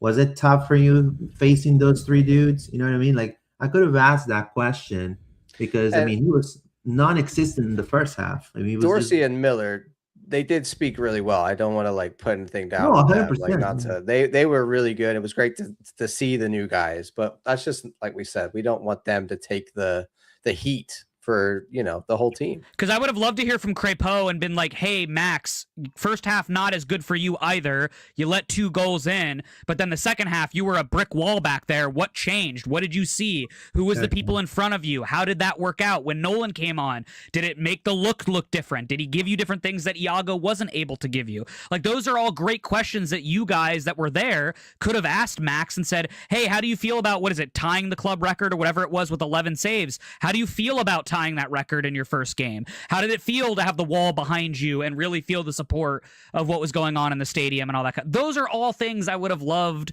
to hear, you know, from, you know, in that case. But like, to ask a guy who was 4 days in the city and trained twice, and then to ask a college kid whose first season is with us, and yeah, he's been here all preseason, but he hasn't really talked to the media all that much. It just would have been nicer to hear from those guys that really played an impact. And then I am, for one, those people that think the captain should be available after every game. Coach and captain should be available after every single game, and then put whoever you want else out there as well. I'm guessing like, I don't care to do with them having debuts, and that's also why they do it. So it's like, oh, they had a debut, so you want to hear from the debut players, maybe? I don't know. Yeah. Well, that's one of the things. Is it kind of eases up. It's kind of like a cushion.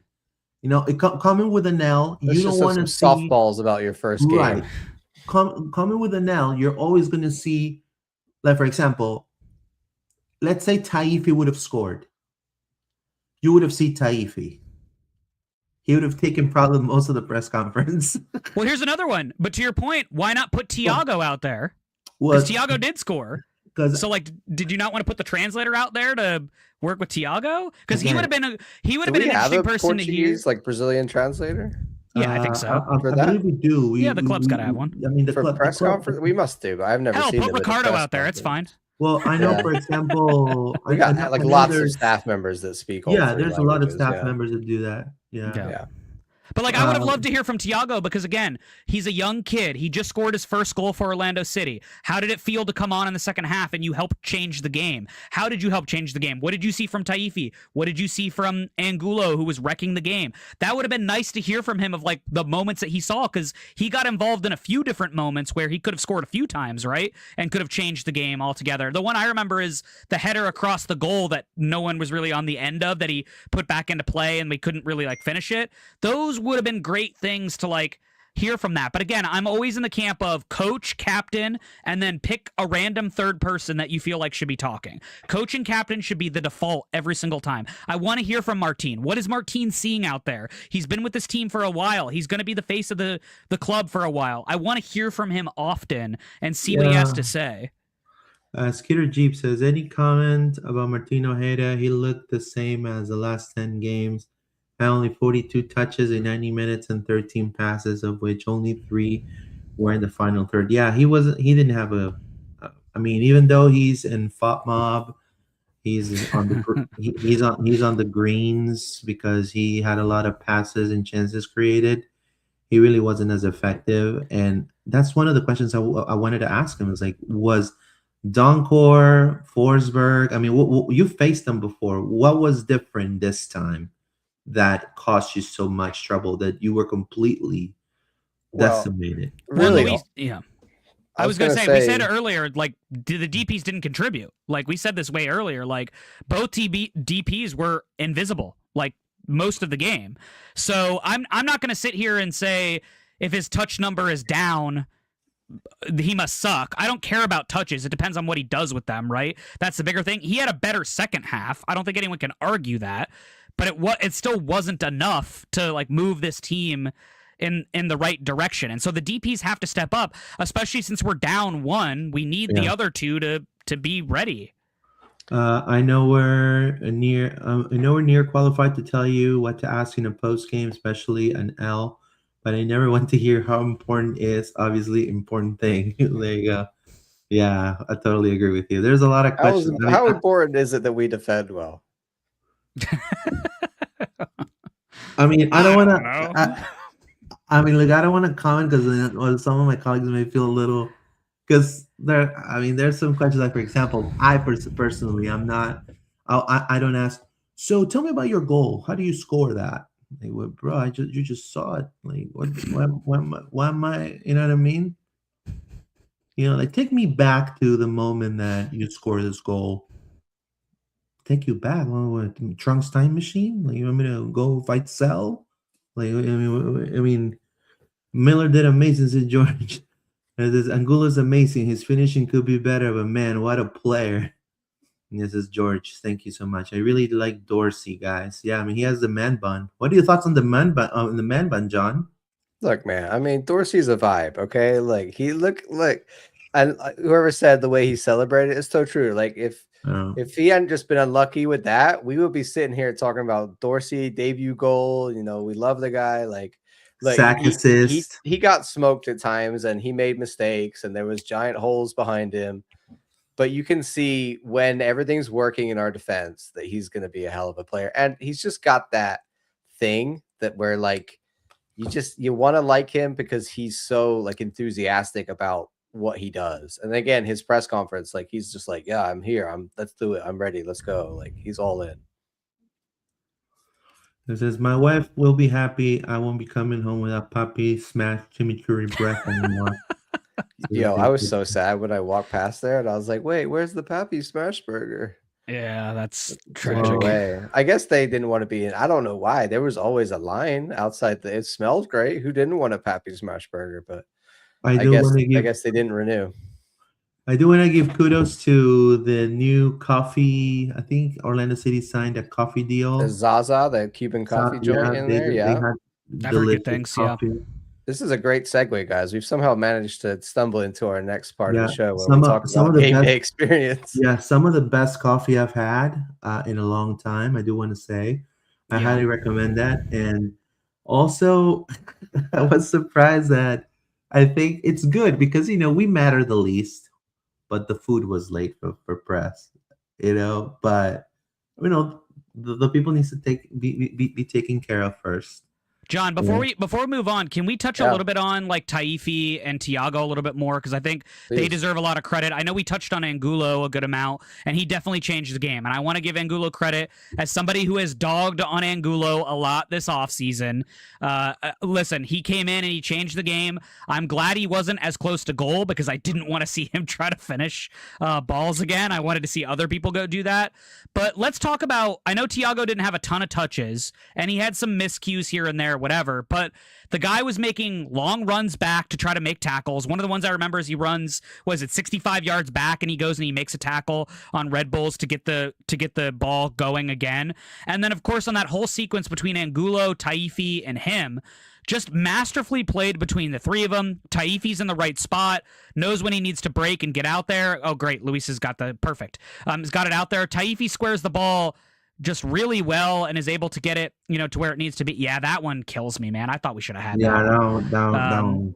But like, they all came in and changed the game. But again, I think the subs were a little too late for Tiago and for Taifi. I think they should have been subbed on, especially for Tiago, I think 10 minutes earlier, at least, right? And then Taifi came in and, I get it. They wanted to keep Dorsey on. Dorsey looked threatening when he got forward, but like, you saw what energy off the bench was doing for you that entire second half. So like, why not take the plunge and bring on Taifi a little bit earlier and try to get the game going a little bit? Yeah, I mean, look at that save right there. Like, how that, when I saw that, I was like, yo, that's going to be 3-1.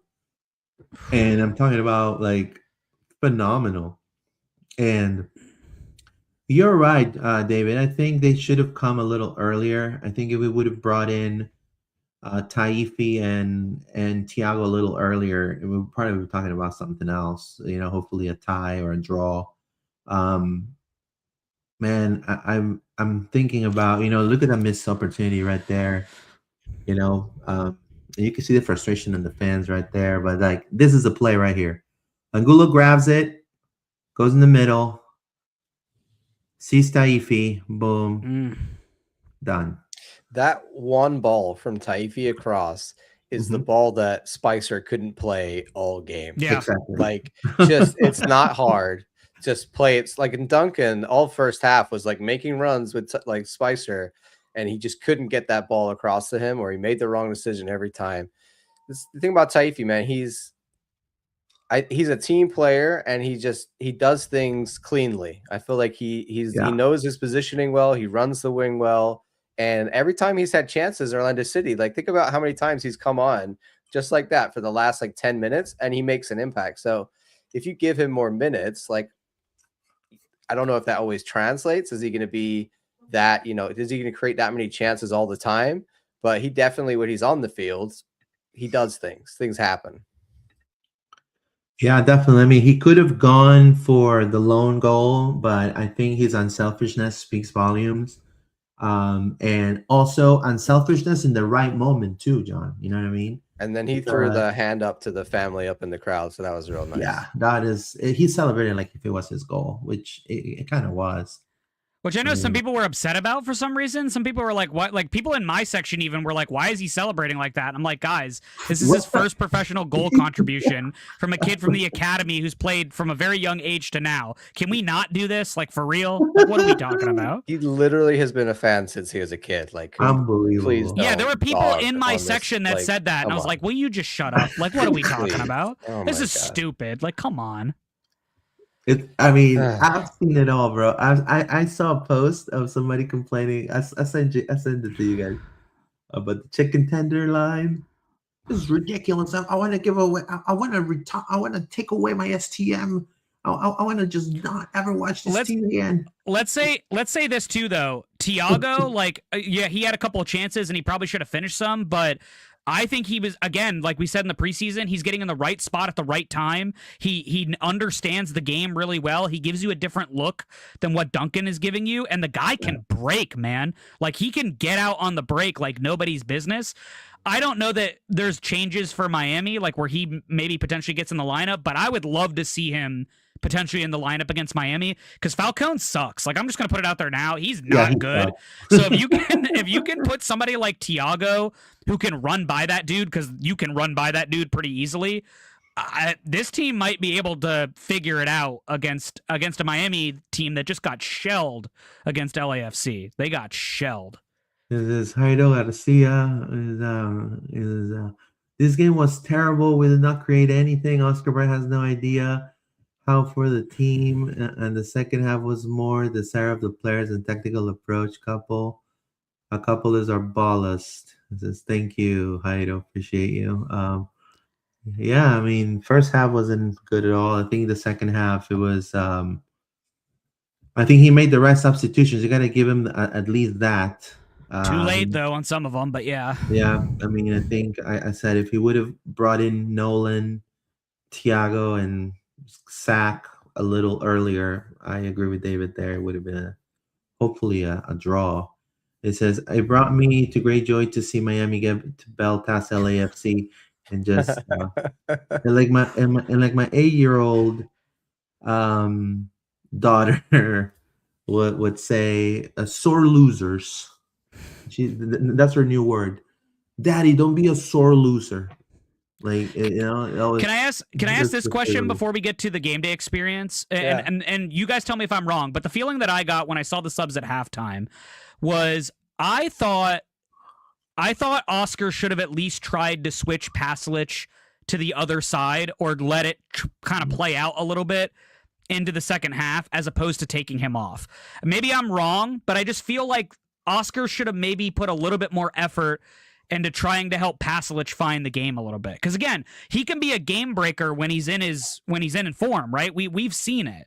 I just thought at half, I was like, it's a little early to kind of pull a DP like that, unless he really was just off for the night and was like, hey, I just don't have it. Again, I don't know what the chats in the locker room were like, obviously, but it just seemed a little premature for that to happen. I don't know. I could be wrong, though. Maybe. I mean, again, we can speculate. Again, I don't know this, but it could have been just he just wasn't mentally there, you know, maybe he felt something and they wanted to prevent an injury and they needed to bring somebody that was more explosive like Angulo at that time. I don't know, but I agree with you. I think switching, you know, like you guys were saying, you know, when Facu was there, the front three would change spots all the time. So Ojeda on the right, Facu on the left, and then Angulo in the middle, and they will all switch and scramble, and that will really throw defenses completely berserk. I think that would be a great strategy for Oscar to start. Because what I would have done is I would have taken Spicer off because we saw he just didn't have the end product, right? I would have taken Spicer off, put Pasalic out left, let Angulo play right, and then just see, because you were getting everything through the left side, see if Pasalic had a way to turn the screws a little bit, right? And then if it wasn't working out, then sub on Thiago and say, okay, Pasalic doesn't have it today. Let's get Thiago on and do what we need to do, but do it 10 minutes earlier than when you did. Because remember, Thiago comes on for Spicer anyway. So like that substitution happens regardless. So again, if Pasalic doesn't have it, instead of subbing for Spicer in that case, you're subbing for Pasalic. So I don't know. Maybe I'm thinking too big brain here. But no, I agree. I would have rather taken Spicer off. I think it's probably a minutes thing for Pasalic. I think they're taking it easy with him. Yeah, I just want to see him get going. You know, that's my big thing. Is like we need our DPs to hit, and both of them were cold on Saturday. You can't debate that, right? And so I was just hoping one of them could get involved. Frankie Collins, when you think the edible isn't working, all of a sudden it really starts working. Been there. There you go. It says, well, it will be because the Wilder is out indefinitely, says Frankie Cosmos. No, he's not out indefinitely. He'll be back. For what it seems that he probably pulled something, but he's not gonna be sidelined for many weeks. Maybe he'll sit down this game against Miami and then come back on the following. Generally, can be anywhere but the wall, because I always hear the worst takes. And it says, I celebrated the goal even though I knew it was analysis, Kenneth Allen. Yeah. I was a little disappointed with that Angulo. That should have gone in, and then I mean we would have had a draw, and that would have been even more of like And a better Thiago would have had 1-1. He would have had a goal and an assist. Just saying. Yeah, yeah, and that definitely would have said, yeah, you're starting next game. You know.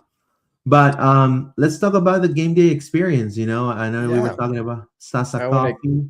I'm gonna go in 5 minutes. So I want to give you guys my top down view. I went over to the tailgates for the Ruckus and the ILF and got some great footage of them doing their stuff. So I'm going to put together a little video of like what, you know, game day one was like from a like tailgate pregame perspective. Hopefully, you know, there more people will join the supporter groups. I hopefully it'll be like an advertisement for them. It was great to see them out in full force and the march to the match and all that stuff. The other thing I wanted to say on game day experience is the big ass fans. Like everyone thinks I'm joking about this, but honestly, you walk around the concourse. Like I don't know if you had a chance to feel it, Luis, but like that I could feel the air like flowing. Like you could feel a breeze walking It around feels that much concourse. better. Like Yeah. it's so nice. So for years of like just having no airflow, like when the summer comes, everyone's gonna be so thankful for this airflow and these fans. So I know it's like a small thing, but just something like that, I think makes a big difference to just game day environment. But I know there's lots of other new things, like we got the new seating sections, you know, the TIFO, et cetera, et cetera. So I'm going to run because I promised to be on another pod in a minute. But those are my thoughts on game day, and I will see all you guys on Thursday. All right, see you, John. To go to the new section, Luis, real quick. So it looks like it filled out pretty decently, but what I don't understand is why did they make the seats gray? Like it doesn't fit in with the rest of the stadium at all. And I felt like at the very least they should have been colored to match the rest of the stadium, because then it looks empty when you look at it. But then when you look closely enough, you see people sitting those seats. I don't know. It just seems kind of strange the way they like put that together. They should have made him color like the jersey yellow and purple. Or you know what I purple, mean? yeah, something. It just seemed off. But I'll say this: like the food selection was great. Like the substitutions that they made to add like more food places and different food places, I think they all did really well. I didn't eat at the game, but I saw a lot of great like options and things like that. This is going to be my annual conversation about security. It stunk again this year. It stinks every opening match. I don't understand. Just too long. The lines are too long. They weren't moving people in quick enough. Like the ticket people are always slow. They don't know what to do when, you know, errors come up and they all stand around. They go, "Oh my God, I don't and they like look around for a bunch. It's just it happens every opening day, and then they iron themselves out by like mid-season. But it's like, why do we do that every single time? I just don't get I don't get why they can't figure that out. But you know, I won't go too far into it. But the rest of the experience though was pretty good. For those of you that don't know, I sit on the south end, so I'm in sections like 1 through 6 back there. And normally I have issues like the first couple games of like them being like, wait a minute, do you belong here? Hold on a second. I didn't get any of that this year, so that was a plus. So yeah, I think overall they just felt a little bit better. The energy was great in the stadium, especially for an opening match. I hope we can keep that energy all year, but I worry that if this team starts losing games, we might not keep that energy. So it'll be interesting to see how that goes. But yeah, it was again, you know, no one wants to lose an opening day, and I think a sold out crowd, almost a sold out crowd. So kudos on the club on that. And I know, you know, there's a lot of rumors and that saying, oh, they give away tickets and shit like that. You know, it's all fugazi sometimes, but I think you see people coming into the games and they expecting obviously a W. Unfortunately, it didn't happen, but we'll see what happens against Miami. You know, I will say people complained the past few seasons about the quality of the scarves, too thin, right? Some people made a big deal about it, but now we have better scarves. We have better scarves right here. Better scarves. They're thick, you know. You know, they're not like thin, right? So they're listening to you guys, you know. There you go. Kudos to Roughneck. Kudos to Roughneck. Those look like that looks like a nice scarf, Luis. I gotta say. Yeah, there are the sunken treasure scarf. Nice. Okay. Yeah, it looks So nice. That's the scarves right there. Nice, very nice quality. So I don't know what they had it in the gift shop and stuff. So they're improving their quality of their scarves. So people were complaining about that. Yeah, I didn't get a chance. I didn't get a chance to pop into any of the merchandise locations, unfortunately, because I got there a little late and everything was packed by that point. So the new section is an effing eyesore. It looks ugly, low capacity. That's the one that's right below the press box, right? Yes, yeah. It's right below you guys now. Yeah. Look, I looked, and then I Yeah. see people eating. I Right. could see what they were eating. You know, I saw a guy cutting his baked potato, and just like going like, you know what I mean, like, and then Taifi did the pass, and then he almost like choked, and then he had to grab a sip of water or whatever. Yeah. So hey, but people like it, man. You know. I mean, we'll see. First game, Luis. So let's see what it looks like when we get into like the heat of the heat of the summer and all that. We'll see if it stays full. I'm still convinced that if they don't fill it up, they're gonna start reaching out to STMs to upgrade to that section if they can't fill it out. Skeeter Jeep 145, no STM gift yet. A $15 beer in my ongoing battle with that front office about the discount code. I'm sorry about that, Skeeter. That sucks. Yeah, you should.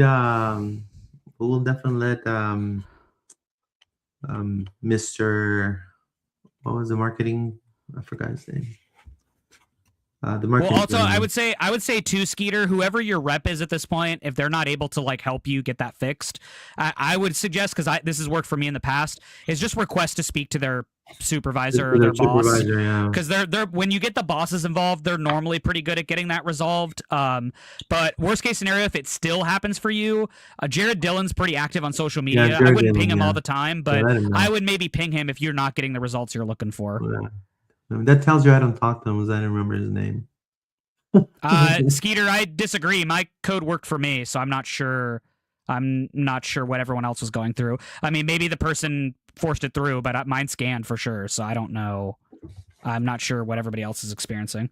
So. And then, obviously, I do want to show.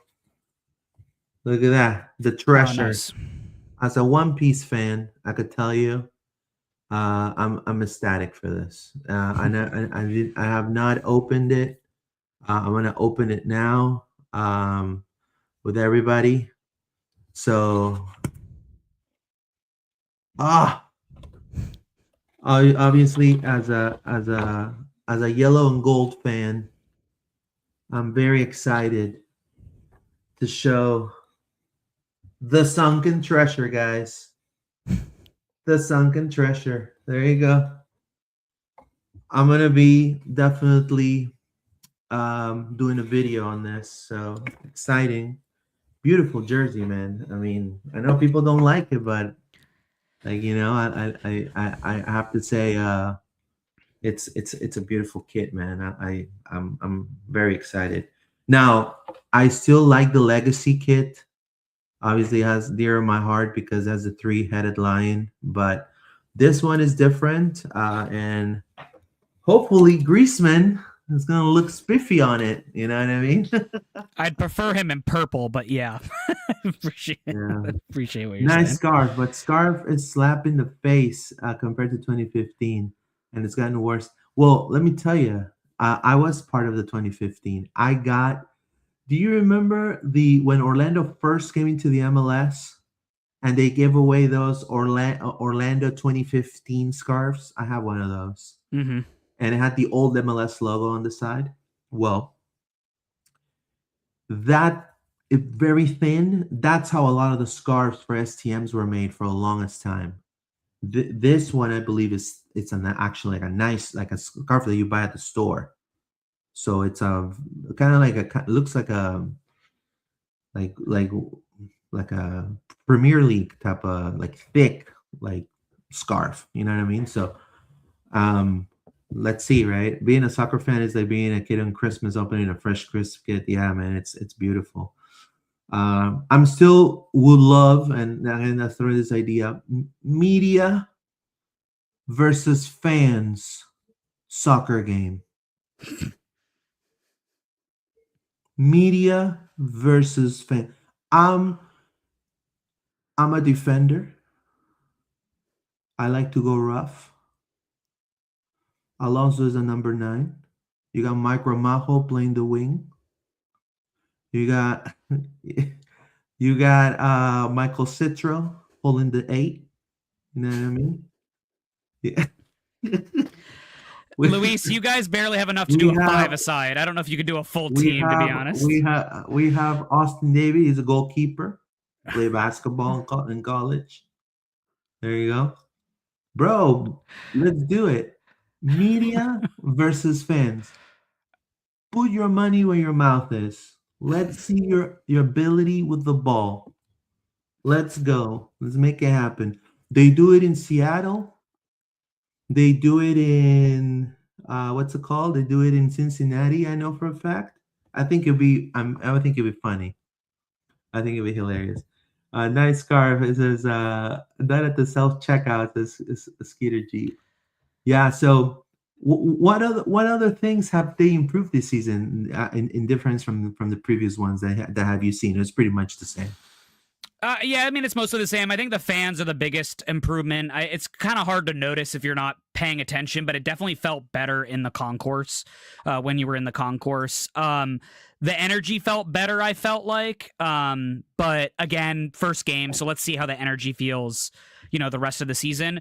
Like I said, the food options looked really good. I didn't really have issues with anything that I went to go use. I did pick up a couple of like things here and there, not merchandise, but like beverages and things like that. So yeah, I don't know. A lot of it seemed pretty well put together. I mean, I know some people had some issues with some of the digital stuff. Like I know they mentioned the codes and whatever, but that stuff gets normally ironed out, and normally you can talk to people about that. They're pretty receptive. So yeah. When it comes to, I know you guys had some issues with the internet on that day, but yeah, but I tend to struggle because of how many people are normally there to begin with. But I know the media had some issues. I know I heard from a few people in the box had issues with the internet.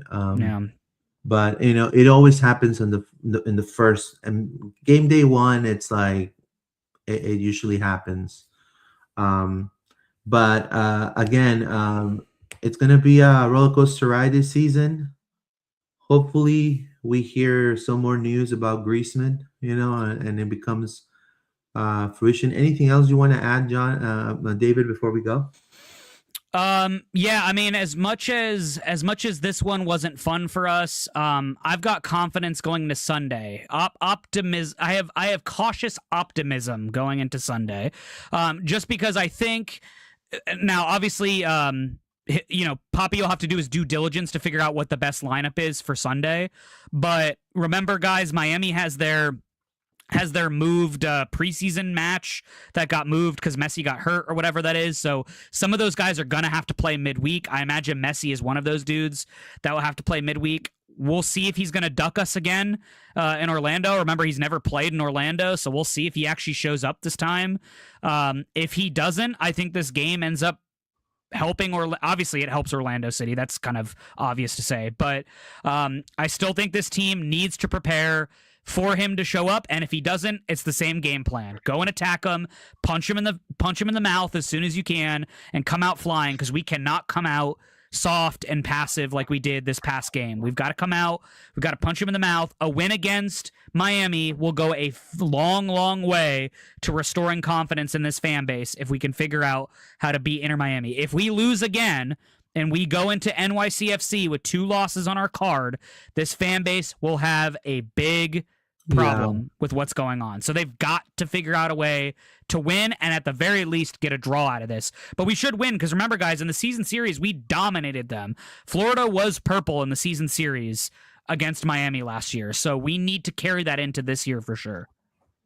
Look, I'm a little disappointed with how this whole thing is being handled when it comes to Messi. I'm going to just be a little brief on this. I know that we're going to be diving into the lineups for Inter Miami, the preview with Inter Miami. We're going to handle all of that on Thursday. There's also going to be a preview with one of my good friend Franco Panizo, which I'm going to invite him as well. That's coming out also on the weekend.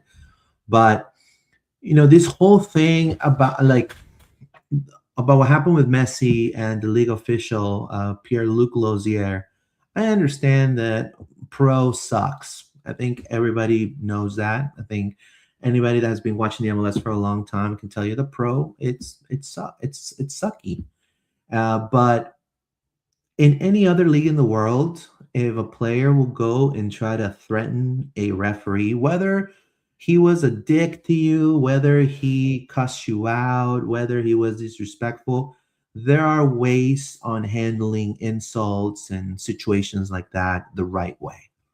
Acting aggressively, having your pal holding you down so you don't go and kick his ass, it's just not a good look, not only for the league, but also for you. And he should have faced suspension. And finding out that Messi will not face suspension following the post-match review of the heated exchange between him and Pierre-Luc Lozier in Los Angeles, I could tell you Lionel Messi is expected to play for Inter Miami against Orlando City on Sunday. So the match is scheduled at 7 p.m. So far, he's playing. For now, being February the 23rd at 8:22. Now the league has said, "Well, my Messi, my Messi. Oh, don't mess with my Messi. No, you, baby Messi. No, you, baby Messi.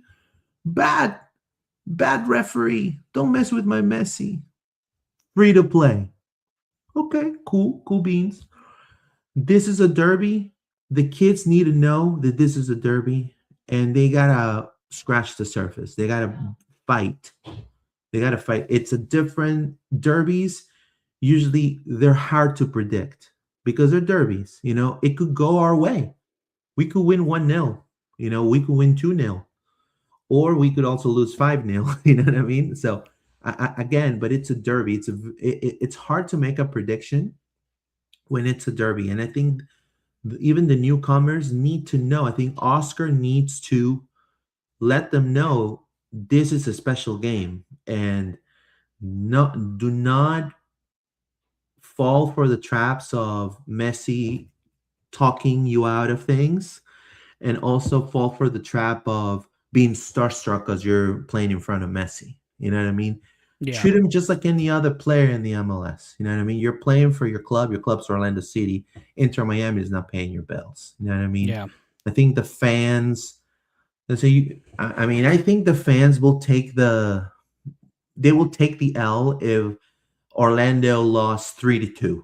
I think they'll be like, you know what? The Lions try to claw back. It didn't happen. At least we scored 2 on them. But if the Lions are able to overcome that and win, it would be a tremendous win, 100%. So let's read some comments real quick. F. Messi, I hope he never plays in our pitch. Well, he's going to. So far, he was trying to get suspended so he didn't have to drive up to the turnpike from Fort Lauderdale. That's not a fun drive, so I don't blame him. Inter Bitch Fest. If it was any other team, they'll be getting a backhand from the league. But Messi, exactly. You imagine if Wilder Cartagena would have done that. He would have been suspended for 3 weeks. Well, Miazga did, and he did get suspended for 3 games. There you go. So It's ridiculous, man. Can we borrow Araujo for one match? I'll pay him $5 and big up to 2-foot Messi. There you go. Wars 801. There you go. Rocco's Racing. F me face. May he never play in our pitch. We've never lost at home to Miami yet. And I don't want to start now. Yeah, hopefully not. Do not start Angulo. He should not start. He's not starting. I'll say this, Luis. I always like to give people the warning for this. Show out, please. This is the game you need to show out for. Show up to Inter & Co. Bring all of your friends that are going to wear purple. If you need to sell your tickets, please try to make sure you're selling it to an Orlando fan. Don't sell them to Miami fans. And really, we need to just show out. The wall is going to bring it. I know they are, but every other section in the stadium needs to bring it and stick it to that pink flamingo team because we need to desperately get a win against these guys. And I want to say it, guys. You guys have the Brasileiro DNA, man. You know, Orlando has a Brasileiro DNA. You guys despise the Argentinians in soccer. You know, like bring that edge, man. If Iago becomes part of the first team, if Thiago starts, the Brazilians need to be like, you know, we're not gonna take this. Like we're gonna fight. We're gonna hit Messi where it hurts. That's what I'm saying. Luis Otavio, put him in the midfield and just let him beat up on Messi the entire game, man.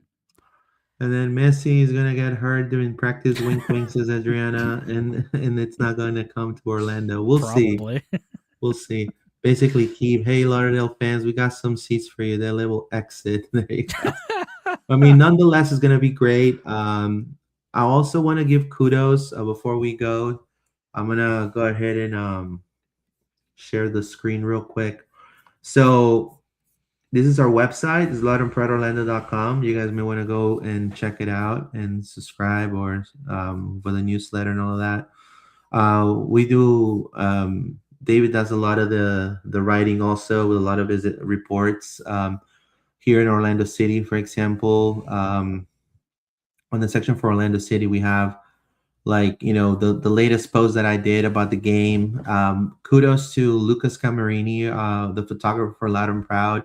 He did a tremendous job with a lot of the pictures, not only on the site, but also on our Instagram accounts. Just make sure you go follow him, follow his social media. It's going to be on there. And also check out David's report as well on Justin Ellis and Griffin Dorsey, and also the dud. And we're going to be also putting a lot of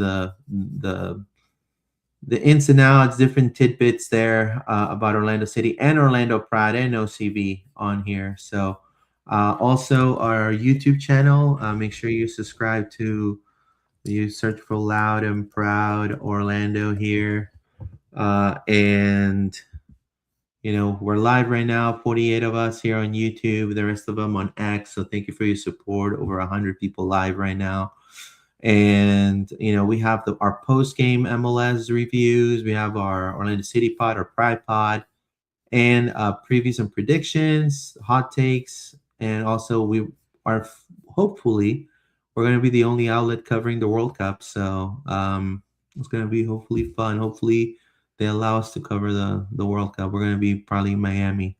So anything else before we go, David? Anything you want to plug? Anything you want to say? Yeah, so I'll have some thoughts, some more collected and tactical thoughts about the match up on the website, probably middle of the week, just to kind of give everyone an idea of what I thought and maybe what we should do going forward.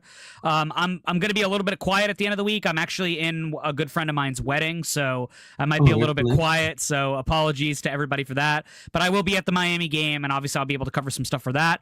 And then don't forget, OCB kicks off on Monday. This coming a week from today, they kick off. Unfortunately, none of us will be able to be there because we do the show at that time, so it'll be kind of tough for us. But we will be covering OCB this season, so I'll have some stuff about OCB as well as some stuff to look for. As soon as they announce the full roster for OCB, I'll have some prep work on all those players, who to watch, who to look for, what players with the first team that might get a bunch of run for OCB, just so that everyone knows what to look for if they want to watch a bunch of OCB matches this season, which I hope you do, because they're going to be a solid quality team this season, and you're going to see some of those guys eventually contribute with the first team, whether that's in the US Open Cup, Leagues Cup, or even in league games.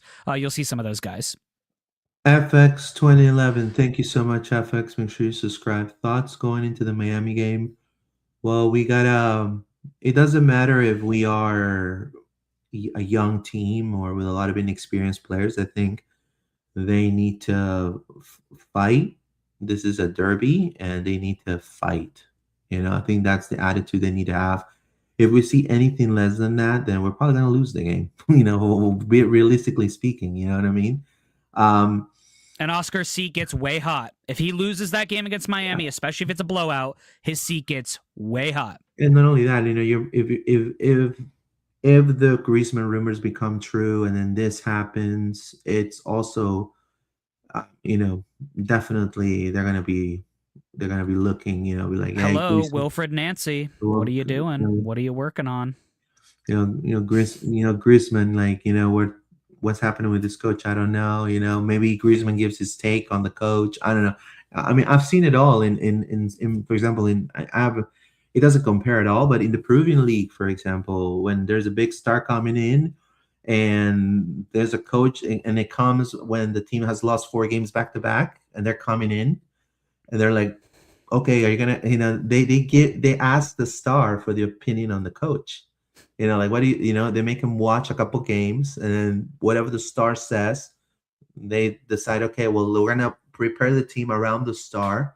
Let's get him a coach that's gonna take him to the promised land. You know what I mean? So, again, we want the team to win against Miami. It doesn't matter if we're depleted, if however you feel. I just think it's a derby, and derbies are meant for them to be won. You want to win your derbies. You're playing against a really big rival, state rival, a rival. And don't forget too, guys, we'll be breaking it down fully on Thursday. So Thursday we'll have another show to break it down, go over all the tactics, what we think should happen, how we think we can win the game. All that stuff will come out on Thursday. So come join us on Thursday. Don't forget. Yeah, you're going to have the Thursday pod. You're going to have also a preview, like you can listen on the way to the game. So there's going to be a lot of stuff. There's going to be also my POV videos coming up. So the game day, we're the only outlet that will do it. So make sure you tune in. Drop us a like, subscribe to the channel. We're Loud and Proud Orlando. Thank you, David. And to John, we love you, bro. Thank you so much. And as always, vamos Orlando. Have a good one, guys. Thank you.